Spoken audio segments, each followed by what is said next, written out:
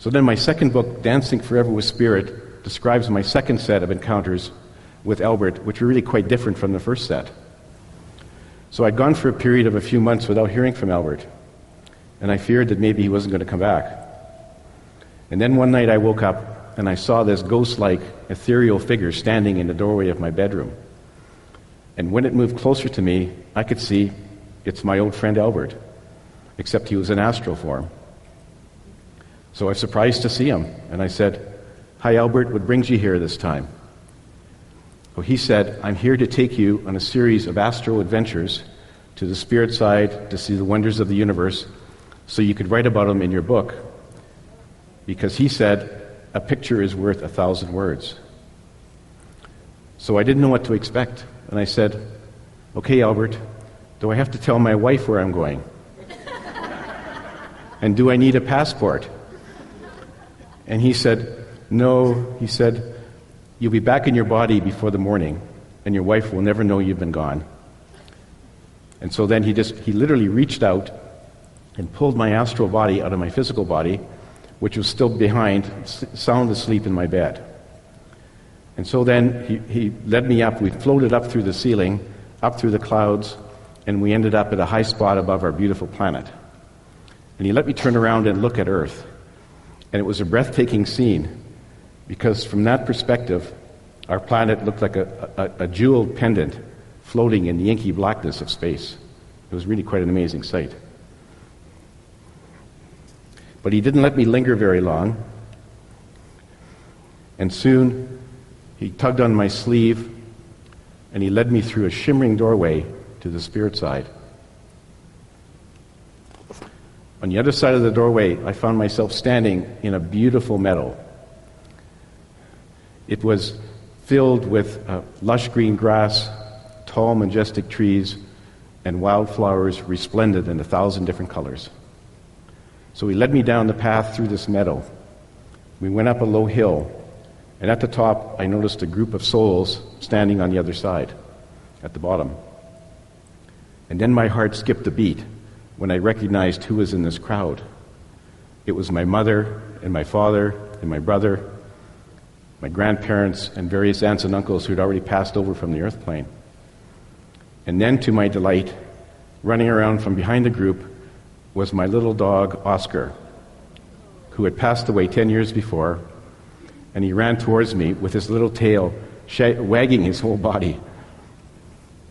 I was a little apprehensive initially about meeting my mother, because on earth she had very strong religious convictions, and I was not kind to the Catholic Church in my first book.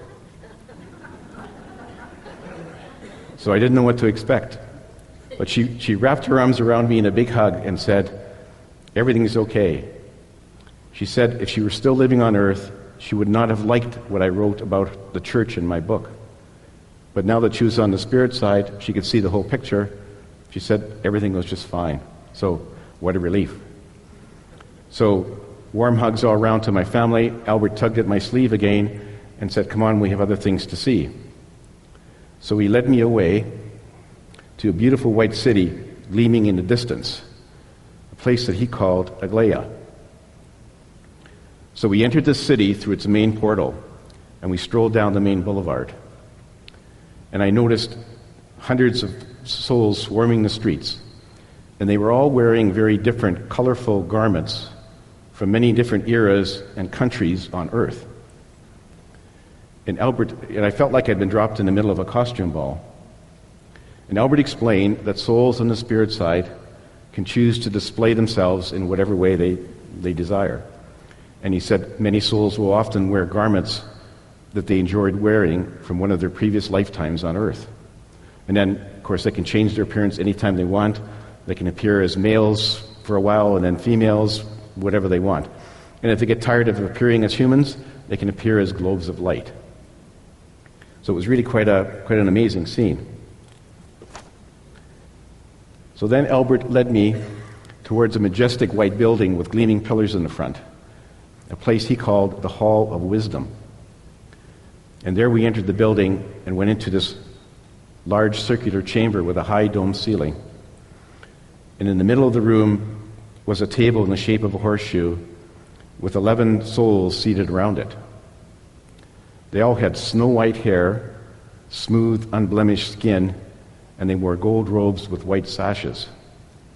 And Albert explained that this was the Council of Wise Ones, which was a group of very wise and advanced souls whose job it was to oversee all the incarnations on earth. So the chair of this council, whose name was Sophia, welcomed me and said that they'd asked Albert to bring me to this meeting because they had a message for me to take back to all humanity. And so their message was, pretty sort of startling and very much of a call to action for humans. She said that our civilization was at a very crucial point in its development, that we had developed very advanced technology, but our emotional and spiritual intelligence had not kept pace. And as a result, we let our negative emotions control too much of what happens on our planet. Negative emotions like fear and anger and hate and greed. And that often led to a lot of conflict. And she said that they were very concerned that humans could take the next step up the spiritual ladder before we destroyed ourselves like some of the other advanced civilizations on our planet in its history, like Atlantis and Lemuria. She said that we had developed weapons of mass destruction that could wipe out all life on our planet. And we need to be very careful and work very hard to avoid that so we could raise our vibrations and take the step up the ladder to Earth in a higher dimension, also known as the New Earth. So in order to get there, we have to strive to discard our negative emotions and fully embrace love and compassion for each other, for our planet, and for the other creatures on it. And if we can do this, our vibrations will raise, and eventually the ultimate goal is for all of us to ascend to the New Earth. So she said that they had asked Albert to bring me before them because they wanted me to be one of their messengers, so that when Albert took me on these various astral trips, I could write about them in my book. So, next stop, Albert took me out of the White City and out of the spirit side, and we traveled to this beautiful water planet called Proteus. It looked much like Earth, except it had no land masses. Its surface was entirely covered by oceans. So we dropped down through the clouds and submerged under the clear blue waters, where the plants and sea life reminded me of the life under the oceans of Earth. Albert led me towards a large coral reef, where we met up with two creatures that looked very much like a dolphin and a humpback whale.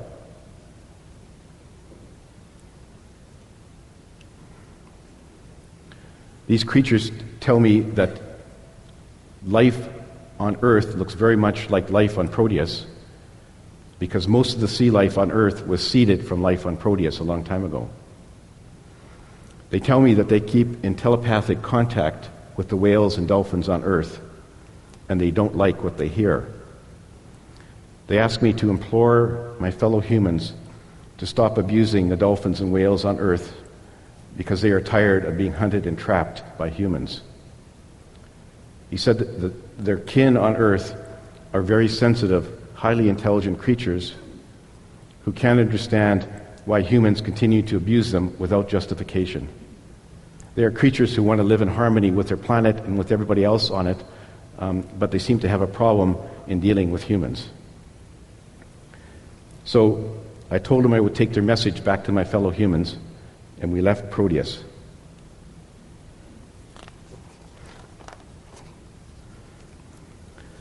So then Albert scooted me back to Earth, and he wasn't done with me. He wanted to show me what else is happening on our planet. Our next stop was over the Pacific Ocean near Indonesia, and I got to witness the operations of a shark finning boat. I watched as dozens of sharks were reeled on board.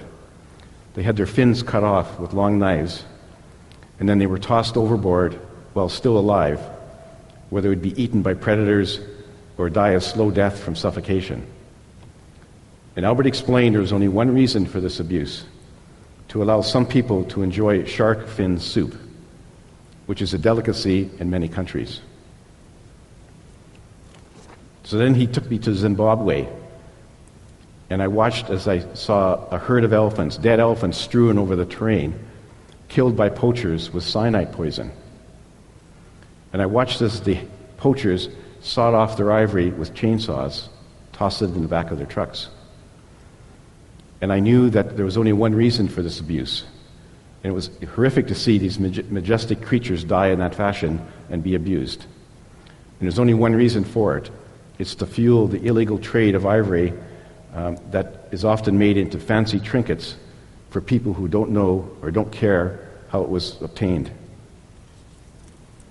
And then to top it off, Albert said, you know what?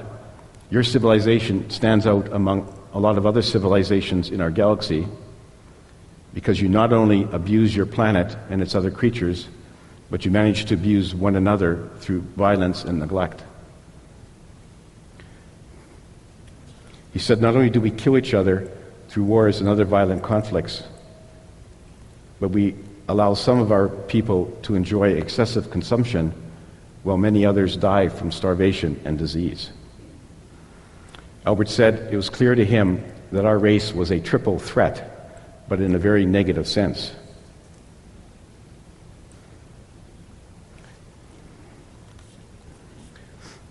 And so then he took me to a factory town over the south of China. And there the sky was blackened and the air was choked by the smoke coming from the smokestacks. And he said this was just one small example of the abuse that we heap on our mother planet every day by polluting her rivers and oceans, her atmosphere, and her soil.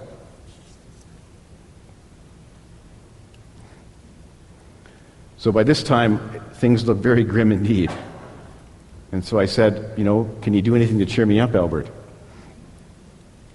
He said, a lot of what we perceive in our world is due to the emphasis that the news places on negative news. He says that there are thousands, if not millions, of kind and compassionate deeds done every day on our planet, but they go mostly unnoticed because they never get reported.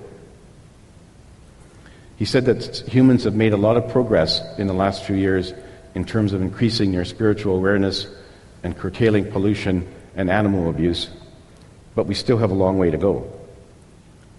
He told me that in the 70s, I would not have written my books, and if I had, no one would have read them. But today, there are so many more spiritually aware people that the books I've written and many other books that are in publication are of interest to more and more people every day. He expressed confidence that we would be able to manage our affairs and take the next step up the spiritual ladder to avoid disaster, because he said we were getting a lot of help from our ET friends and the good spirits on the spirit side. The ultimate goal, he said, is for us to ascend to the new earth. So then to prove to me that there really is light at the end of the tunnel, Albert took me to visit our planet in a higher dimension, what some people call the new earth. There I visited a civilization that was descended from a civilization that originally lived on our old earth in Central America. And eons ago, they had managed to orchestrate a mass ascension to the new earth in order to escape from a barbarian army that was encroaching on their territory. Now, these people live in a wonderful world. Their world is free from crime and violence and negative emotions. They live in harmony with their planet and with the other animals. They don't eat animal flesh, and they eat only liquid food made from plants. And they've learned how to shield their bodies from disease and to repair injured tissue. And so they live they've learned how to slow down the aging process as well, so they all live for several hundred years. It's truly an idyllic world where they're free to pursue wisdom and knowledge and enjoy the peaceful splendor of their planet. It is truly a place that we should all aspire to reach.